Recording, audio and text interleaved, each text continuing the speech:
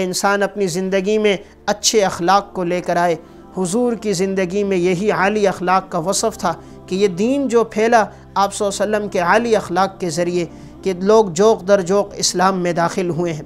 فتح مکہ کے موقع پر جب حضور داخل ہو رہے تھے، حالانکہ یہی مکہ کے لوگ جنہوں نے مسلمانوں پر 13 سال ظلم و ستم کیا تھا، لیکن آپ صلی اللہ علیہ وسلم جب داخل ہوئے ہیں بڑے عاجزی کے ساتھ داخل ہوئے۔ آپ نے اپنے سر مبارک کو جھکایا ہوا تھا، ورنہ فاتح جب داخل ہوتے ہیں بڑی رعونت اور تکبر میں ہوتے ہیں۔ آپ کا سر اتنا جھکا تھا کہ گویا سواری کے ساتھ لگے گا۔ ایک صحابی نے کہہ دیا الیوم یوم الملحمہ، آج کا دن تو جنگ کا دن ہے۔ آپ نے فرمایا نہیں، الیوم یوم المرحمہ، آج کا دن رحم کا دن ہے، آج جنگ کا دن نہیں ہے۔ یہ آپ کے عالی اخلاق تھے کہ جو ابو سفیان دشمن تھا، کہ بدر کے اندر وہی کفار کی نمائندگی کر رہا تھا، اسلام کو ہر موقع پر نقصان پہنچانے والا تھا، لیکن آپ نے ابو سفیان کے بارے میں کہا۔ صحیح مسلم کی روایت ہے، من دخل دار ابی سفیان فہو آمن، جو ابو سفیان کے گھر میں داخل ہو جائے گا اس کے لیے بھی امن ہوگا۔ آپ صلی اللہ علیہ وسلم نے فرمایا من القى السلاح فہو آمن، جو اپنا ہتھیار نیچے رکھے اس کے لیے بھی امن، جو اپنے گھر کا دروازہ بند کر دے من اغلق بابہ فہو آمن، اس کے لیے بھی امن، جو حرم میں آ جائے اس کے لیے بھی امن۔ آپ نے سب کو امن دے دیا، چند ایک کے علاوہ سب کے لیے امن جاری کر دیا۔ تو آپ صلی اللہ علیہ وسلم کے یہ عالی اخلاق تھے۔ صحیح بخاری میں روایت ہے، آپ صلی اللہ علیہ وسلم صحابہ کے درمیان بیٹھے تھے، ایک دیہاتی شخص آیا، وہ مسجد کے آداب سے واقف نہیں تھا، مسجد کے ایک کونے میں پیشاب کرنے لگ گیا۔ صحابہ اکرام ایک دم اٹھ گئے، تلواریں نکال دیں۔ آپ صلی اللہ علیہ وسلم نے صحابہ اکرام سے فرمایا دعوہ، چھوڑ دو اسے۔ اب وہ دیہاتی پیشاب کرتا رہا، یہاں تک کہ جب وہ پیشاب سے فارغ ہو گیا تو حضور نے اسے اپنے قریب بلایا۔ آپ صلی اللہ علیہ وسلم نے بڑی محبت سے اسے سمجھایا ہے کہ یہ مسجد ہے، بول و براز کی جگہ نہیں ہے، اگر تمہیں حاجت ہو، بول و براز کرنا ہو، مسجد کے حدود سے باہر چلے جایا کرو، مسجد میں ایسا نہ کیا کرو۔ پھر آپ صلی اللہ علیہ وسلم نے صحابہ کو خطاب کر کے فرمایا وَحَرِيقُوا عَلَى بَوْلِهِ ذَنُوبًا مِّن مَّاءٍ، تم ایک ڈول پانی لے لو اور اس پیشاب کے اوپر پانی ڈال دو۔ فَإِنَّمَا بُعِثْتُم مُيَسِّرِينَ وَلَمْ تُبْعَثُوا معسرین، اللہ نے جو تمہیں بھیجا ہے آسانی پیدا کرنے والا، اللہ نے تمہیں آسانیوں والا بنا کر بھیجا ہے۔ وَلَمْ تُبْعَثُوا مُعَسِّرِينَ، اللہ نے تمہیں تنگیوں والا بنا کر نہیں بھیجا، یعنی تم آسانی پیدا کرو، تنگی پیدا نہ کرو۔ تو دیکھیے اس نے پیشاب کیا، وہ بھی کہاں؟ مسجد نبوی میں، جہاں ایک نماز کا ثواب 50,000 نمازوں کے برابر ہے، لیکن آپ نے اسے کچھ نہ کہا، بڑی محبت سے پیار سے اسے سمجھایا۔ صحابہ سے کہا اس پہ ایک ڈھول پانی ڈال دو، اور ایک جملے میں ایک پیغام دے دیا کہ تمہاری بعثت کا مقصد آسانی ہے، تمہاری بعثت کا مقصد تنگی نہیں ہے۔ یہ آپ صلی اللہ علیہ وسلم کے عالی اخلاق تھے۔ حضرت معاویہ بن حکم سلمی رضی اللہ تعالیٰ عنہ یہ فرماتے میں نماز پڑھ رہا تھا، جماعت کے ساتھ نماز ہو رہی تھی، اس دوران ایک شخص کو چھینک آ گئی، تو معاویہ بن حکم سلمی نے اسے جواب دے دیا یرحمک اللہ۔ ابتدا میں نماز کے دوران گفتگو کی اجازت تھی، بعد میں ممانعت آ گئی کہ اب نماز کے دوران کوئی بات نہیں کر سکتا، تو یہ سمجھ رہے تھے کہ شاید اب تک وہ اجازت برقرار ہے، تو انہوں نے یرحمک اللہ کہہ کر جواب دیا۔ تو صحابہ اکرام نے آنکھوں کی نگاہوں کے ذریعے سے انہیں اشارہ کیا کہ نماز کے اندر تم خاموش رہو۔ تو کہتے ہیں صحابہ مجھے گھور گھور کر دیکھ رہے تھے، لیکن میں پھر بھی خاموش نہ ہوا، تو ان میں سے بعض نے اپنی ران کے اوپر ہاتھ مارا، مقصد یہ تھا مجھے خاموش کروانا تھا۔ یہاں تک کہ جب نماز ختم ہو گئی، میں آپ صلی اللہ علیہ وسلم کے پاس آیا، تو معاویہ بن حکم سلمی نے ایک جملہ کہا ہے آپ صلی اللہ علیہ وسلم کے عالی اخلاق کے بارے میں، کہ جیسے میں حضور کی خدمت میں پہنچا ہوں، ما رأيت معلما قبله ولا بعده احسن تعلیما منه، میں نے حضور سے زیادہ خوبصورت معلم نہ حضور سے پہلے کسی کو دیکھا نہ حضور کے بعد کسی کو دیکھا۔ فواللہ ما قہرنی ولا ضربنی ولا شتمنی، اللہ کی قسم نہ حضور نے مجھے ڈانٹا، نہ حضور نے مجھے برا بلا کہا، نہ حضور نے مجھے کوئی گالم گلوچ دی، بلکہ پیار سے سمجھایا ان هذه الصلاة لا يصلح فيها شيء من كلام الناس انما هو التسبيح والتکبیر وقراءة القرآن۔ آپ نے پیار سے سمجھایا کہ یہ جو نماز ہے اس میں انسان اللہ کی تسبیح بیان کرتا ہے، تکبیر اور قرات ہوتی ہے، نماز کے دوران یہ چیزیں جائز نہیں ہیں۔ تو اتنے پیار اور محبت سے سمجھایا، تو معاویہ بن حکم کہنے لگے اللہ کی قسم میں نے حضور سے زیادہ خوبصورت معلم نہ حضور سے پہلے کسی کو دیکھا نہ حضور کے بعد دیکھا۔ یہ آپ صلی اللہ علیہ وسلم کے عالی اخلاق تھے۔ تو یہ صحیح مسلم کی روایت ہے جس سے حضور کے عالی اخلاق کا اندازہ ہوتا ہے۔ تو تیسرا وصف حضور نے کیا فرمایا؟ حسن و خلیقتن، کہ انسان اپنی زندگی کے اندر اچھے اخلاق کو لے کر آئے۔ آپ صلی اللہ علیہ وسلم مسجد میں داخل ہوئے۔ سنن ابی داؤد کی روایت ہے، آپ نے دیکھا کہ ثمامہ بن اوثال کو ایک ستون کے ساتھ باندھا ہوا ہے۔ یہ ثمامہ بھی ایمان لے کر نہیں آئے تھے، قبیلہ بنو حنیفہ کے تھے۔ جب قیدی ہوئے تو قیدیوں کو جب لایا گیا تو مختلف قیدیوں کو ستونوں سے باندھا ہوا تھا، ایک ستون کے ساتھ انہیں بھی باندھا تھا۔ حضور جب آئے تو ثمامہ کو دیکھا تو آپ صلی اللہ علیہ وسلم نے فرمایا اطلقوا ثمامہ، ثمامہ کو کھول دو۔ ثمامہ کو کھول دیا گیا اور یہ ایک باغ میں گئے، غسل کیا اور آئے، کلمہ پڑھا اور مسلمان ہو گئے۔ آپ صلی اللہ علیہ وسلم کے عالی اخلاق اور کردار آپ کی سیرت سے ایسے متاثر ہوئے کہ اللہ نے انہیں ایمان کی توفیق دے دی اور ثمامہ اسلام میں داخل ہو گئے۔ تو بہت بڑا وصف ہے عالی اخلاق۔ آج کا معاشرہ اس وصف سے بالکل عاری ہے۔ آج نئی نسل کے پاس اخلاق کا وصف نہیں ہے، اور جب تک اخلاق ہوتے ہیں اللہ تعالیٰ زندگیوں میں برکتیں ڈالتا ہے، لوگوں کے دلوں میں اللہ محبتیں ڈال دیتا ہے۔ اسلاف نے جو زندگی گزاری، عالی اخلاق کے ساتھ گزاری، خدمت کے ساتھ گزاری، سفر و حضر میں دوسروں کی خدمت کرتے، دوسروں کی دعائیں لیا کرتے تھے۔ مولا علی قاری رحمہ اللہ متوفہ 1014 ہجری نے مرقات المفاتیح میں اس حدیث کے تحت واقعہ لکھا۔ روایت ہے رسول اللہ صلی اللہ علیہ وسلم نے ارشاد فرمایا ہے، سید القوم خادمہم، قوم کا جو سردار ہوتا ہے وہ تو قوم کی خدمت کرنے والا ہوتا ہے۔ اس کے تحت انہوں نے واقعہ لکھا، امام ابو عبداللہ مروزی رحمہ اللہ اور امام ابو علی رباطی رحمہ اللہ، ان دونوں کا واقعہ تھا کہ امام ابو علی مروزی نے امام ابو علی رباطی رحمہ اللہ سے کہا کہ حدیث میں آتا ہے سفر کے اندر ایک شخص امیر ہونا چاہیے، ایک مامور ہو، تو آپ بتائیے کہ امیر کون بنے، مامور کون بنے؟ تو انہوں نے مروزی سے کہا کہ آپ امیر ہو اور میں مامور ہوں، تو انہیں امیر بنا دیا۔ اب امام ابو عبداللہ مروزی رحمہ اللہ اب سارے سفر کے دوران سامان خود اٹھاتے تھے۔ ابو علی رباطی کہتے اللہ کے بندے سامان مجھے دے دو، کہا نہیں، آپ نے جب مجھے امیر بنایا تو میری اطاعت کرو گے، سامان میں خود لوں گا، سامان خود اٹھاتے۔ اس دوران ایک جگہ بارش ہو گئی تو اب سامان ان کے کندھوں پر میں نے اصرار کیا، کہا نہیں، آپ نے مجھے امیر بنایا ہے، میری اطاعت کرو گے، کہا سارے سفر میں سامان ان کے پاس تھا، اور جب سامان پہ بارش لگنے لگی تو انہوں نے سامان نیچے رکھا اور اوپر ایک تھال سلائی تاکہ اس کے ذریعے سے بارش سامان کے اوپر نہ پڑے۔ پھر میں نے ان سے یہ کہا کہ یہ خدمت مجھے دے دیں، کہا نہیں، آپ نے مجھے امیر بنایا ہے، میری بات مانو گے اور یہ سب خدمت میں خود کروں گا۔ یہ عالی اخلاق کے ساتھ پورے سفر میں خدمت کرتے رہے، حالانکہ یہ ان کے استاد کے درجے میں تھے اور ابو علی رباطی ان کے شاگرد تھے۔ تو ابو علی نے ایک جملہ آخر میں کہا وددت انی مت ولم اؤمرہ، کاش کہ مجھے موت آ جاتی اور میں تمہیں امیر نہ بناتا، میں نے تمہیں امیر بنایا اور سب خدمت تم نے کی ہے، اور میں اب خلاف ورزی بھی نہیں کر سکتا تھا، اس لیے کہ تم امیر ہو میں مامور ہوں۔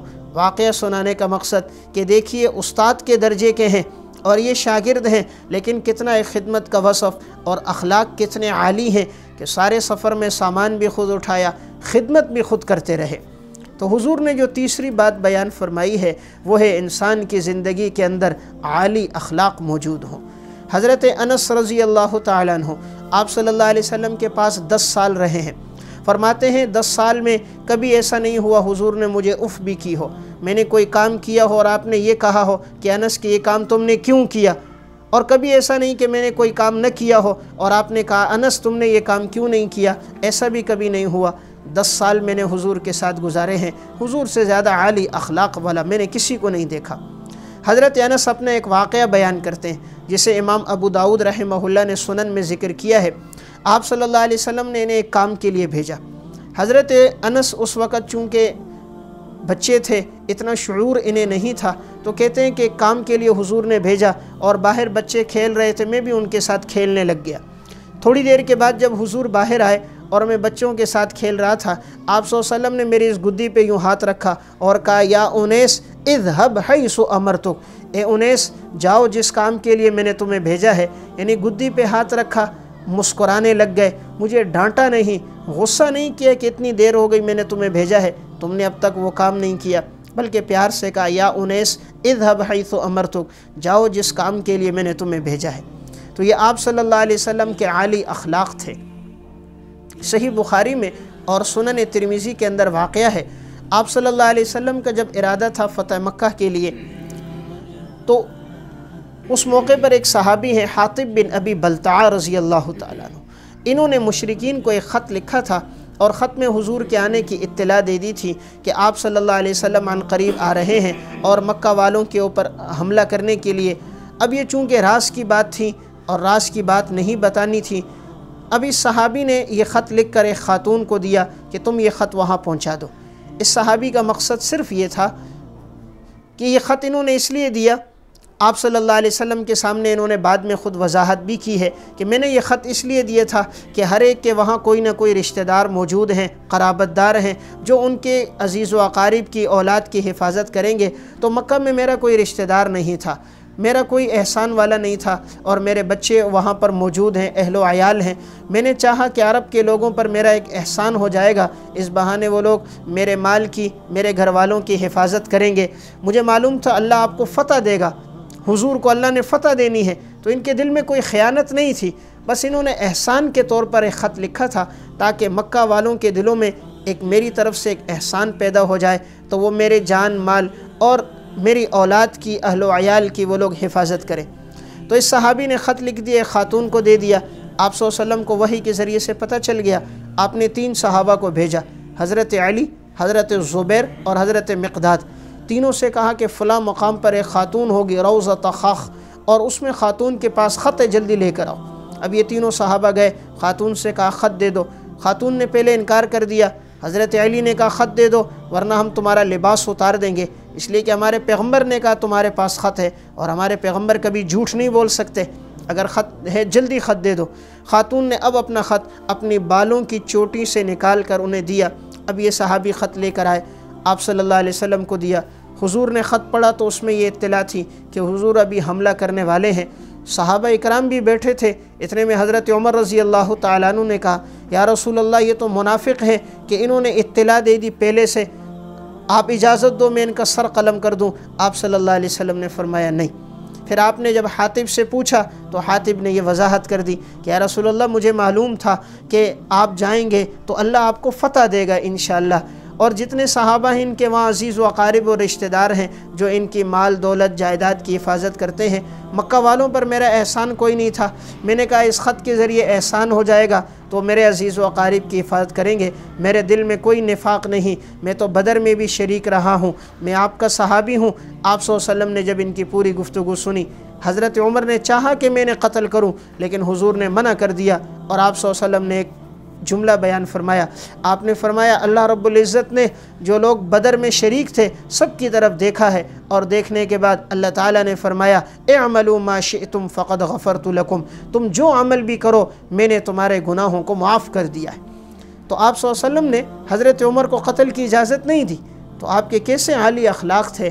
آج کے دور کا اگر ایسا کوئی واقعہ ہوتا اور کوئی ایسے پیغام دے دیتا قتل کر دیا جاتا، لیکن حضور کے عالی اخلاق تھے۔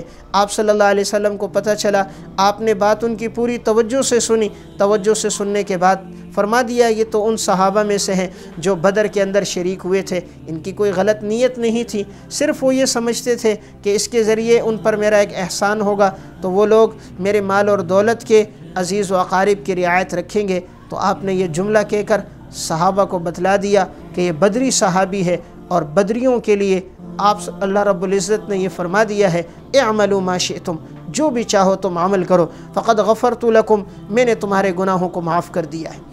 آپ صلی اللہ علیہ وسلم کے اخلاق کتنے عالی تھے کہ خیبر کے موقع پر ایک یہودی نے آپ کو کھانے میں زہر ملا کر دی، اور آپ کے ساتھ جو کھانے میں شریک تھے اس صحابی کی بعد میں اسی کھانے کی وجہ سے شہادت ہو گئی۔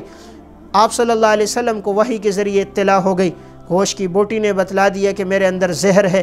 تو آپ صلی اللہ علیہ وسلم نے خاتون کو بلایا اور پوچھا تم نے ایسا کیوں کیا؟ تو اس خاتون نے کہا میں نے اس لیے کیا تاکہ اگر آپ سچے نبی ہیں تو آپ بچ جائیں گے، اور اگر آپ جھوٹے نبی ہیں تو اس کے ذریعے آپ پر موت آ جائے گی۔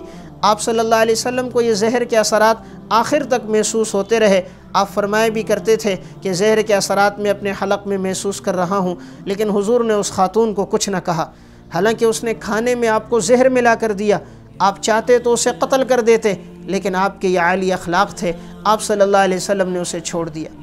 امام بخاری رحمہ اللہ نے صحیح کے اندر روایت ذکر کی ہے، آپ صلی اللہ علیہ وسلم ایک غزوے سے واپس آئے اور صحابہ کرام مختلف درختوں کے نیچے آرام کر رہے تھے، جسے جہاں جگہ ملی وہیں اس نے اپنے لیے بستر کو ڈالا، آرام کرنے لگ گئے۔ آپ صلی اللہ علیہ وسلم بھی ایک درخت کے ساتھ نیچے لیٹے اور درخت پہ اپنی تلوار لٹکا دی، آرام کر رہے تھے۔ اتنے میں ایک اعرابی آیا اور حضور کی ایک دم تلوار لی، اور لینے کے بعد آپ صلی اللہ علیہ وسلم سے فرمانے لگا، من یمنعک منی، آپ کو کون مجھ سے بچائے گا؟ آپ صلی اللہ علیہ وسلم کا اللہ پر توکل اور بھروسہ، آپ نے 3 مرتبہ کہا، اللہ اللہ اللہ، اللہ مجھے بچائے گا۔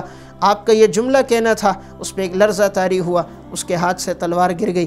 آپ صلی اللہ علیہ وسلم نے تلوار اٹھا دی، آپ نے فرمایا، اب تجھے کون بچائے گا؟ وہ شخص اب پریشان تھا کہ شاید مجھے یہ نبی قتل کر دے گا، لیکن آپ صلی اللہ علیہ وسلم نے اسے چھوڑ دیا۔ تو یہ حضور کے عالی اخلاق تھے۔